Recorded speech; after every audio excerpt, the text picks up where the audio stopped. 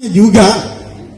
Dalam video yang beredar di media sosial ini, terlihat Sekretaris Daerah Kabupaten Takalar menyampaikan tentang pengangkatan calon ASN atau P3K yang belum terangkat.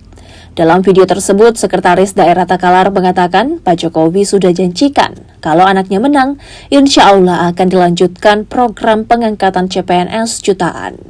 Pak Jokowi sudah janjikan kalau anaknya menang, insya Allah akan dilanjutkan program pengangkatan CPNS jutaan. Gitu.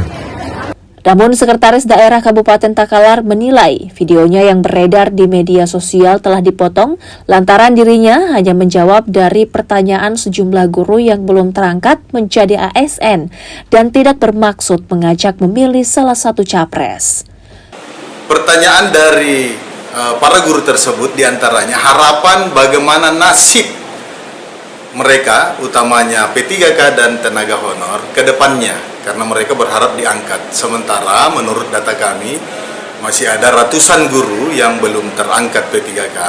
Oleh karena itu kami menyampaikan, sebab ini kami anggap kemampuan daerah minim untuk melanjutkan mengangkat P3K, maka kami menyampaikan mohon bersabar bagi yang belum terangkat, nanti akan ada kelanjutan pengangkatan CPNS sesuai dengan kutipan apa yang disampaikan oleh Presiden Jokowi di media sosial, diumumkan secara resmi bahwa akan melanjutkan pengangkatan CPNS jutaan formasi. Nah, itu yang kami sampaikan, tidak ada ajakan memilih pasangan calon tertentu, baik menyebut nomor, angka, dan sebagainya. Sementara itu, Badan Pengawas Pemilu Kabupaten Takalar masih akan menyelidiki video yang beredar. Pihak Bawaslu belum bisa memutuskan video tersebut merupakan pelanggaran pemilu.